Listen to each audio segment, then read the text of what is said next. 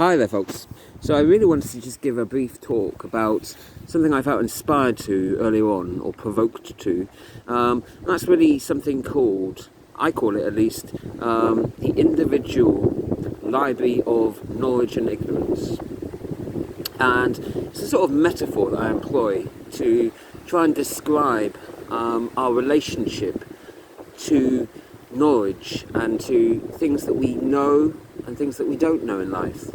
And this is the metaphor, really, that each of us has a library of knowledge, of things that we know absolutely, that we can write down and say, these are the lessons that I've learned from my life experiences. But that we also have many things that we believe are true as well. And that there are things that we know absolutely, but there are also things that we think we know, but we have some doubts about. We think we have a belief of, therefore. And there's a difference, of course, between believing in something and knowing something. But there's also sort of grey area in between those two extremes of absolutely knowing and having some doubt about that. There's an area where we're not sure if we do know something or we don't know. And how I would describe it is that in this library of accumulated knowledge, we've got many things that are written in pencil. And this is the things that we think we know, we may suspect, we may have some reasonable doubt about, things that we think about each other, ourselves, the state of our soul, things that we think about the world, about God, about all different kinds of subjects in life. And we write those things in pencil, we should do, because we could be wrong. And with something in pencil, we can erase it and rewrite it and edit it and adapt it according to new information, new evidence that comes to light as we're going along. And so we need to be cautious what we write in pencil and what we write in pen. Of course, we could Tipp-Ex things out in pen, couldn't we? But it's harder to sort of erase things that we've written in pen. So I think that's quite a useful metaphor to me. And that there are many things that we don't know and we've yet to learn in our life, where we're all students of life. We all have many lessons to learn and many things that we're ignorant about. And that's true of all of us to a varying extent, of course. And these are the blank pages, the blank books of the library, things that we've yet to learn, things that we don't know. And it's almost like a library that's got a dark corner to it. We don't know quite how many books there are. We don't know how many things there are that we don't know even. So I think it's a useful metaphor in that sense. That there are books with things that we write in pen. There are things we know that we know. There are things that we write in pencil. Things that we're not sure if we know or not. Things that we believe we know. We think we know, but we're not totally sure. And we might have to change and adapt those beliefs accordingly. And then there are things that we don't know yet. And there are corners of the library that we haven't perhaps gone to, and we're not sure if there are any books there, or if there are, what there's written in them, or what there is still therefore to learn or not. So I find that a very useful metaphor for me to try and understand how we as individuals can relate to different knowledge and different degrees of knowledge as well, and different degrees of ignorance as well. You know, there could be lots of things I think that I know today, or that I believe are true, that turn out not to be. You know, and I know that's probably true because that's been true in the past. You know, many things that I once believed in and assumed were true just turned out not to be. You know, so I assume if that's an assumption, that's quite likely to be the case now. You know, that there are many things still that I believe that are wrong. But even so, there are still things that I know, but other things that I don't know. And so it's a complex, and it's a difficult thing for anyone to sort of try and sort of discern, but a necessary thing, really. I'm always wary of people that present to me a complete library where they feel that they've got all the knowledge and they know everything, that they're a teacher of life and not a student, and that they stopped learning, therefore. And anyone that's got a totality of knowledge and presents a complete version, either of their own or someone else's, that's always quite concerning to me. I'm quite wary of that. I suppose just because I sort of believe, that I don't have access to that, and I'm nowhere near that. There are just so many things I don't know, if I'm honest. And it's not just for lack of sort of focus and spending energy, and there is a degree of that. Could I have studied harder and more over the years? Yes, in some ways. But also I do think that even studying something doesn't necessarily guarantee that you find all the results in some things. That there's still an enigma, there's still a mystery in so many things in life. I don't really think that anybody knows everything there is to know about any situation. I think there's always areas where we're lacking in some knowledge about some subject. And I think that's logically true because there's such a wide variety of different subjects. And the nature of it is that there are so many, and each subject itself so vast, and there are sub-subjects within each one, that no man can know all these vast range of complex different subjects. It's just too much for anyone to be an expert in so many vast different fields of subjects.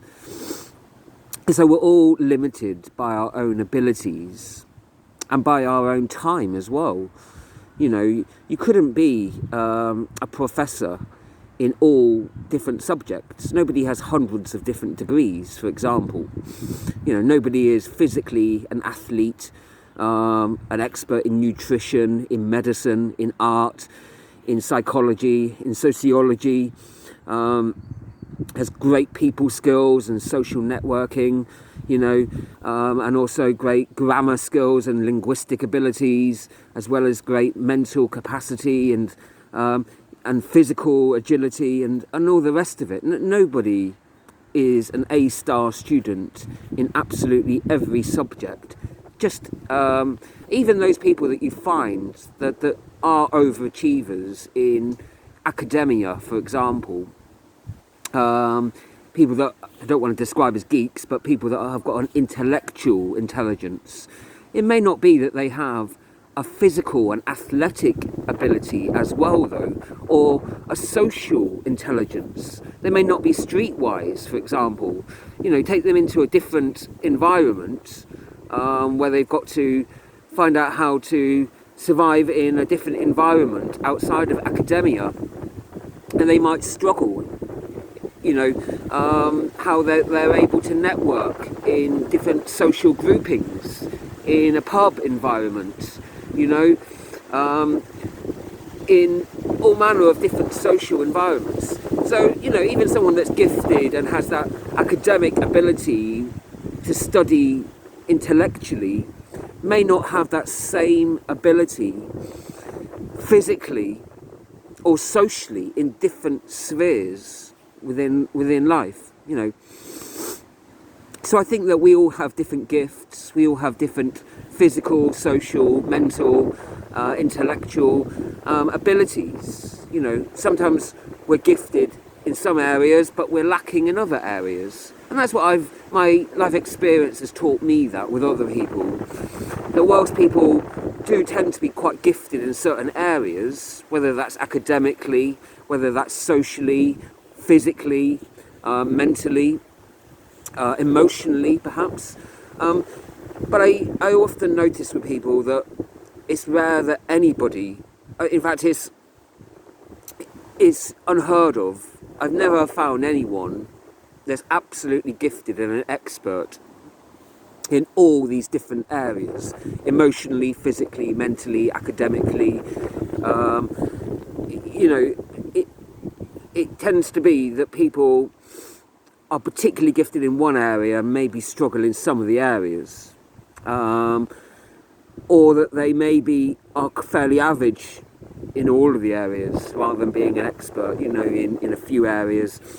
It may be that they know a little bit about a lot of different subjects, jack of many trades, as you might call it, or that they might be a particular expert within a particular field, but lacking, therefore, in other fields of knowledge, in other things. And so I think that there's a great levelling thing within that. The fact that none of us know absolutely everything and are experts in every kind of trial, whether that's in an emotional trial, an intellectual one, like academia, a physical trial in our athleticism, our linguistic abilities, our mental abilities as well, you know. So no one seems to be, from my experience, those that I've met, nobody's gifted in absolutely everything. You know, people that maybe are better versed at science, perhaps, may struggle with artistic pursuits and their ability to dance, to act or perform in some area. And so that's sort of my reasoning from my life experience of those people that I've encountered, not just how my own abilities are, but also the abilities of other people that I've met from many different backgrounds, you know, some of whom are more gifted artistically or scientifically, or in the arts, or in performance, or athleticism, or in what other kind of field of study it may be. They're my kind of experiences, therefore. So I sort of look on that as being a useful metaphor that we have different things to learn about in life. And that's what keeps us humble, I suppose. You know, knowing that we've always got more things to learn in different fields of subject, and the fact that we are all dependent upon each other as well. We can't just isolate ourselves totally and think we can only depend on our own abilities, because we are all somewhat limited. So that puts us in a position where we have to try and engage with others, but knowing as well that just as we can make mistakes, so too can others as well. And so it's trying to discern, you know, where others have done well and where they are learned and qualified and are able, therefore, to teach us and give us something that's inspiring and helpful, and where perhaps they may have made mistakes, and where, of course, we can discern or try to discern for ourselves as well, where we might have been mistaken as well. So I would be wary anyone that presents any kind of library that seems to be so totally fulfilled and all-knowing and doesn't have any gaps of knowledge or anything to learn, but just as wary as well about having an empty library and saying, I know nothing in life. You know, the idea of saying you know absolutely nothing seems one extreme to be wary of, but just as worrying is the alternative, opposite extreme of assuming that we know everything and we know too much and there's nothing left to learn in life. So it's obviously somewhere in the medium between those two extremes, isn't it? And it's trying to discern whereabouts, and there's a whole, rather than it being just somewhere in the middle, there's a whole sort of spectrum of different kind of places within that, within each subject, of course, you know.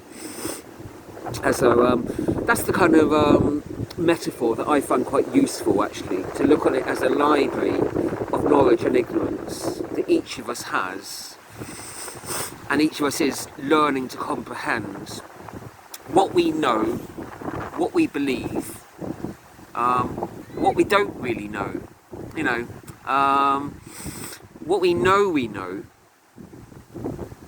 and also what we know we don't know. That's a really interesting one. You know, I might know that there are certain areas of study of where I'm lacking, but at least I know what those areas are.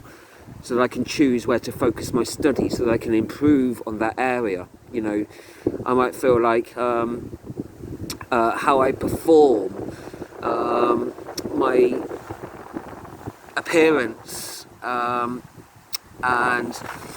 how I present things, and how I construct things in terms of how I'm constructing an argument together, and whether it's logically coherent or not. I may feel I'm a bit lacking in that sometimes, and I need to study structure and deduction and logic, and how sound and rational arguments are bound together better. You know, I may feel that I want to study that area more because I need to improve upon that. So I may feel that I know some things that I don't know. I may feel I recognise there are some areas that I'm struggling more on, and those are the areas that I need to study up on more and improve my skills on. Or I may feel that I'm lacking in nutritional awareness and that my diet's not as great as it could be. I need to sort of investigate what foods are better for my health and how I can improve those and find out, you know. So at least if I'm aware of areas where I'm lacking in knowledge, at least then if I know that I don't know some things, then at least I can attune my studying towards those areas and focus more my investigation on those areas to improve. But then again, sometimes there are also things, you know, that we don't know. You know, there may be some things, and I know that's true because there are things that I've learned over the years that I didn't think I had to learn. And that was true. That's true now, and that was true in the past. So why should I assume that's not perhaps going to be true in the future? So there may be some things I've got to learn that I have got no idea about yet as well. So I guess that keeps things interesting, doesn't it? And I suppose in a sort of funny way, but you know, lessons you've got to learn, you've got no idea what they're going to be yet, and that's a very interesting dichotomy, isn't it? Of sort of another way of sort of discerning, you know, what you do know and don't. You know, things you know, things you know you don't know. Things you don't know. And also, interestingly, there's things you don't know that you do know. The unconscious things you've learnt, things that you've learnt over the years, but you didn't realise the significance of them, or that what role that they could play within your life, or that it could be a skill that's transferable to a different subject or area. Or things that you've learnt, but you didn't really realise at the time that you were learning something. You know, like when you went through school, for example, and you didn't realise at the time that how you interact with other students in the playground, or even in the classroom, you didn't realise, because you weren't being graded on that, because that wasn't part of any assessment officially, you didn't realise that actually is something that you're learning, how to socialise with others, how to relate to people of different temperaments. You didn't realise perhaps as a student at a young age that was something that you were learning, even if it was unconsciously.